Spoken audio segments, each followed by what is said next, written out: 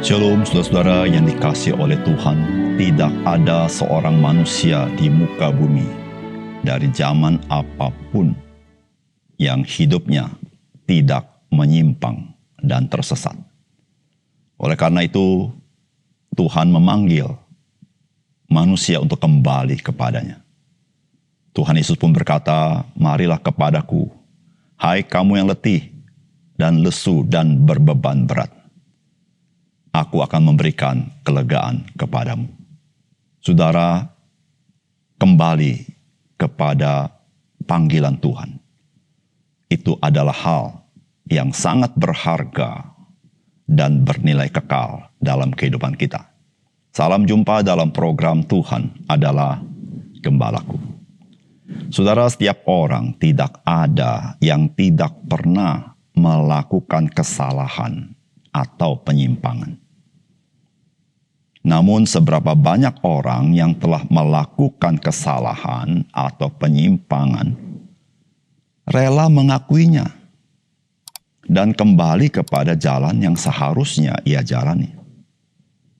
Bukankah secara kecenderungan manusia itu membela diri sebisa-bisanya, meskipun atas kesalahannya dan atas penyimpangannya? Lebih daripada itu, manusia tersebut cenderung menyalahkan orang lain atau menyalahkan situasi dan kondisi. Saudara, hal ini mengingatkan kita kepada Raja Saul yang berbuat salah kepada Tuhan dan menyalahkan orang lain. Juga menyalahkan situasi dan kondisi. Berbeda dengan Raja Daud yang berbuat kesalahan. Ketika dia ditegur, dia langsung bertobat.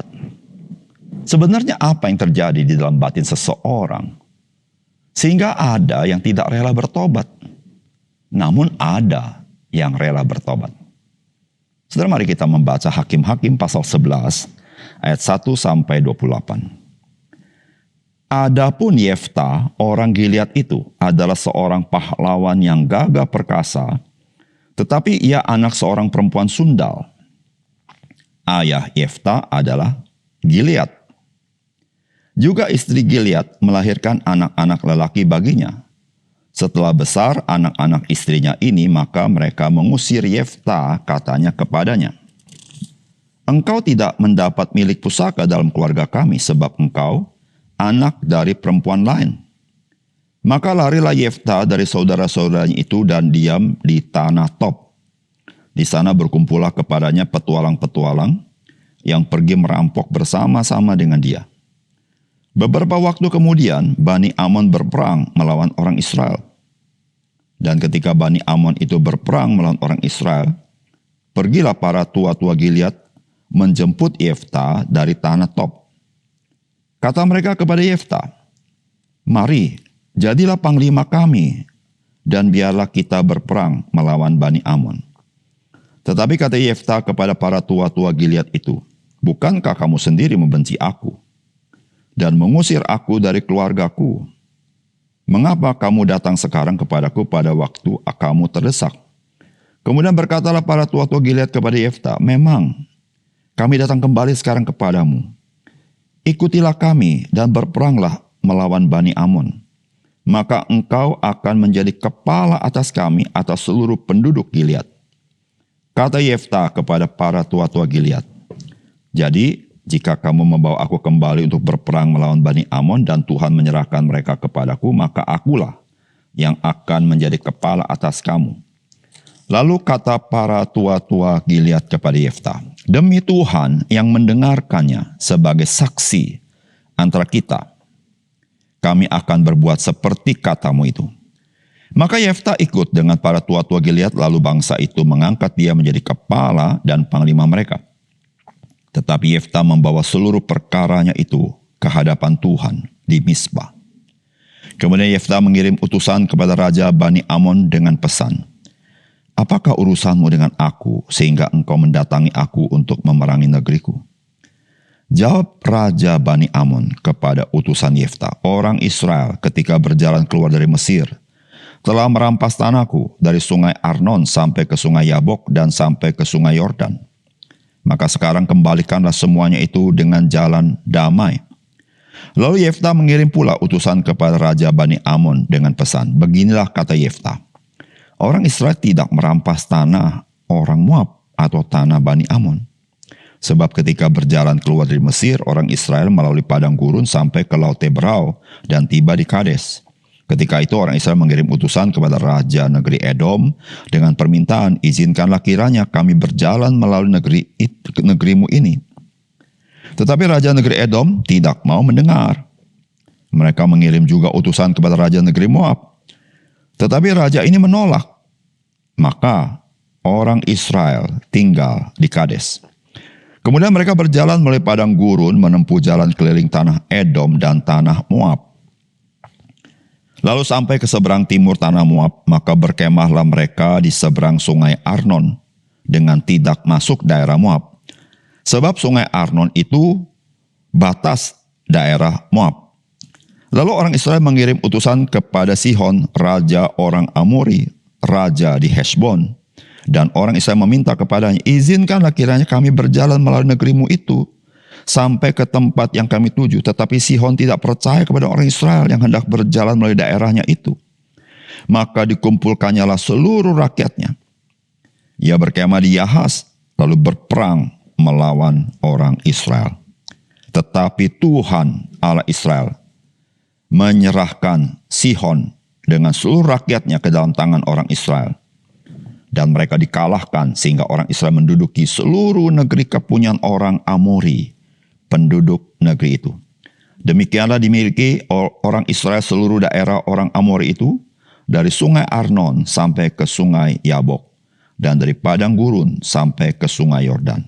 Maka sekarang Tuhan Allah Israel telah merebut milik orang Amori bagi Israel umatnya. Apakah engkau hendak memiliki pula tanah mereka itu? Bukankah engkau akan memiliki apa yang diberi oleh Kamos Allahmu? Demikianlah kami memiliki segala yang direbut bagi kami oleh Tuhan Allah kami. Lagi pula, apakah engkau lebih baik dari Balak bin Sipor, Raja Moab? Pernahkah ia menuntut hak kepada orang Israel atau pernahkah ia berperang melawan mereka? Ketika orang Israel diam di Heshbon dengan segala anak kotanya, di Arur dengan segala anak kotanya, dan di segala kota sepanjang kedua tepi sungai Arnon selama 300 tahun. Mengapa pada waktu itu engkau tidak melepaskan kota-kota itu? Jadi aku tidak bersalah terhadap engkau, tetapi engkau berbuat jahat terhadap aku dengan berperang melawan aku. Tuhan hakim itu, dialah yang menjadi hakim pada hari ini antara orang Israel dan Bani Amon. Tetapi Raja Bani Amon tidak mendengarkan perkataan disampaikan kepadanya oleh utusan-utusan Yefta. Saudara yang dikasihi oleh Tuhan, Yefta adalah seorang pahlawan yang gagah perkasa. Itulah yang ditulis dalam Alkitab. Namun saudara, ia adalah anak dari perempuan sundal. Dan ayahnya itu bernama Gilead. Oleh saudara-saudaranya yang tidak sekandung, ia diusir karena terkait dengan warisan. Namun kisah Yefta tidak berhenti di sana. Memang jalan Tuhan berbeda dengan jalan manusia. Yefta justru kembali untuk memimpin Israel menghadapi bangsa Amon. Saudara, apapun yang terjadi dalam kehidupan kita, apapun latar belakang kita, maka sebenarnya kita tidak perlu putus asa. Karena Tuhan mempunyai jalan yang berbeda daripada jalan manusia. Apakah pesan firman Tuhan bagi kita? Yang pertama, kerendah hatian dapat mengembalikan kita kepada jalan yang seharusnya kita tempuh. Dan keangkuhan mengambil jalannya sendiri dan menjadi tersesat. Saudara, firman Tuhan berkata, dan ketika Bani Amon itu berperang melawan orang Israel, pergilah para tua-tua Gilead menjemput Yefta dari tanah Tob. Kata mereka kepada Yefta, mari jadilah panglima kami dan biarlah kami berperang melawan Bani Amon. Tetapi kata Yefta kepada para tua-tua Gilead itu, bukankah kamu sendiri membenci aku dan mengusir aku dari keluargaku? Mengapa kamu datang sekarang kepadaku pada waktu kamu terdesak?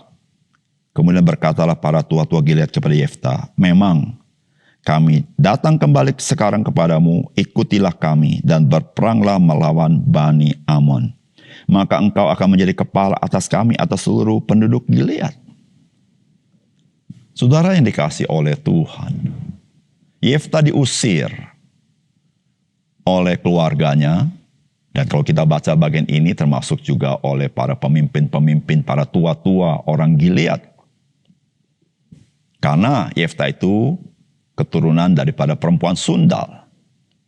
Namun ketika bangsa Israel itu terdesak oleh Bani Amon, tua-tua ini justru menghadap Yefta untuk meminta dia kembali dan menjadikan dia kepala atas mereka.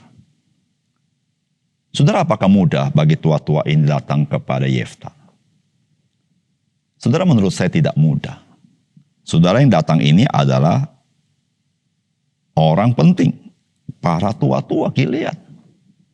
Saudara, apakah mereka tidak malu ketika mereka harus bertemu kembali dengan Yefta dan meminta dia kembali? Padahal mereka inilah yang mengusir juga Yefta.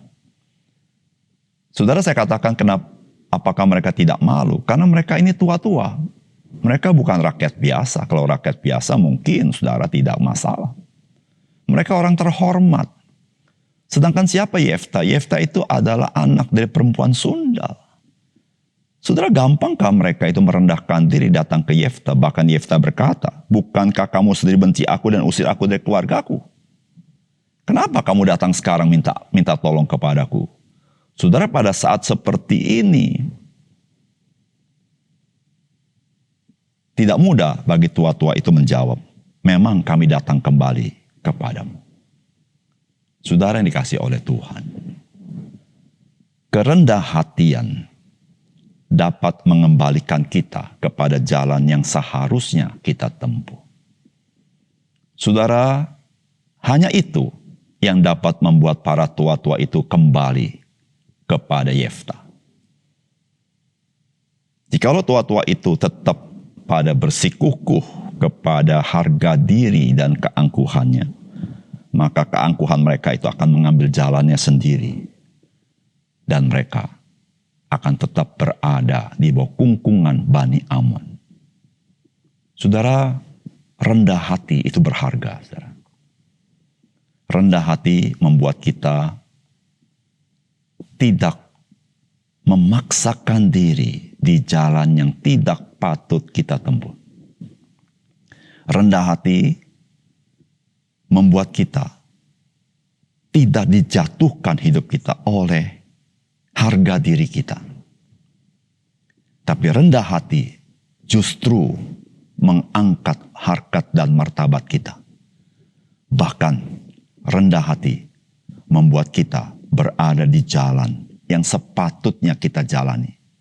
Dan kita akan menikmati hasilnya.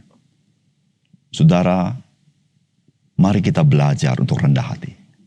Dan Tuhan Yesus berkata bahwa belajar daripadaku, karena aku ini rendah hati dan lemah lembut. Saudara yang kasih dalam Tuhan, mari milikilah kerendah hatian. Kerendah hatian selalu cocok untuk segala situasi dan kondisi dan segala musim dalam hidupmu. Dimanapun, kapanpun, dalam situasi apapun, saudara, rendah hati merupakan harta yang sangat berharga di dalam kehidupan kita. Yang kedua,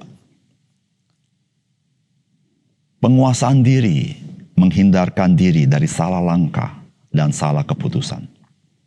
Saudara, firman Tuhan berkata begini, kemudian Yefta mengirim utusan kepada Raja Bani Amon dengan pesan, apakah urusanmu dengan aku sehingga engkau mendatangi aku untuk memerangi negeriku?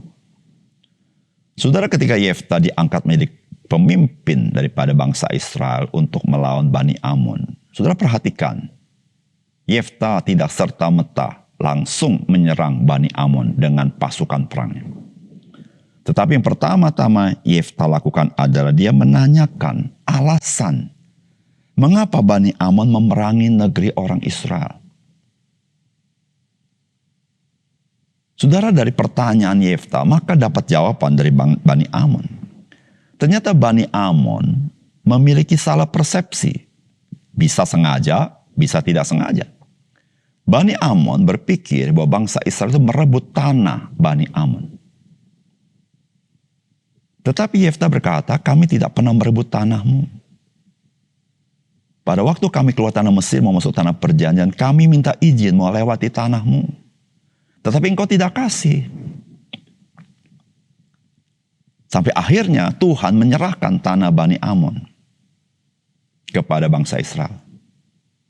Di situ Yefta berkata, apakah kamu ingin tanahmu kembali? Mintalah kepada dewa-dewimu, yaitu dewa Kamos, untuk menyerahkan tanah itu kepadamu.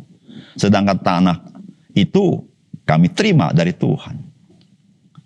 Saudara yang dikasih oleh Tuhan, kita mendapatkan di sini Yefta itu, saudara, sangat bijaksana ketika dia menghadapi orang-orang Bani Amon.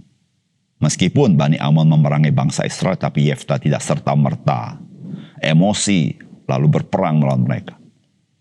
Yefta masih meluruskan permasalahan sejarah daripada bangsa Israel. Siapa tahu Bani Amon sadar apa yang mereka lakukan kepada orang Israel pada waktu itu. Dan mereka berhenti memerangi bangsa Israel. Saudara, penguasaan diri itu menghindarkan kita dari salah langkah dan salah keputusan. Saudara, penguasaan diri itu adalah prinsip yang penting ketika kita ingin menguasai situasi dan kondisi. Penguasaan diri adalah prinsip yang penting ketika kita ingin menguasai permasalahan yang kita hadapi. Penguasaan diri merupakan prinsip yang penting ketika kita ingin juga menjadi pemimpin, mengarahkan orang, membimbing orang.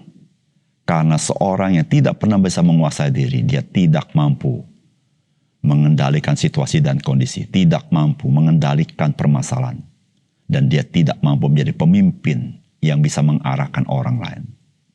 Saudara yang kasih dalam Tuhan, salah satu buah daripada Roh Kudus adalah penguasaan diri. Saudara, mengapa penguasaan diri harus oleh pekerjaan Roh Kudus? Karena manusia telah berada di bawah kedagingan. Ketika kita tidak dipimpin Roh Kudus, kita hanya dipimpin kedagingan. Dan kedagingan itu sifatnya tidak menguasai diri. Oleh karena itu, saudara, sebagai orang percaya, mari kita hidup rohani, dekat dengan Roh Kudus, yaitu dengan mendengar firman dan berjalan di dalamnya. Supaya kita terhindar dari salah langkah, terhindar dari salah keputusan, terhindar dari ketidakbijaksanaan. Mari kita berdoa. Bapa surga, terima kasih untuk firman Tuhan yang sangat indah hari ini, yang menolong kami, mengajar kami hal-hal yang penting dan prinsip dalam hidup kami, supaya kami dijauhkan dari hal-hal yang tidak berkenan kepada Tuhan. Tuhan, bantu kami, dalam nama Tuhan Yesus kami berdoa. Amin.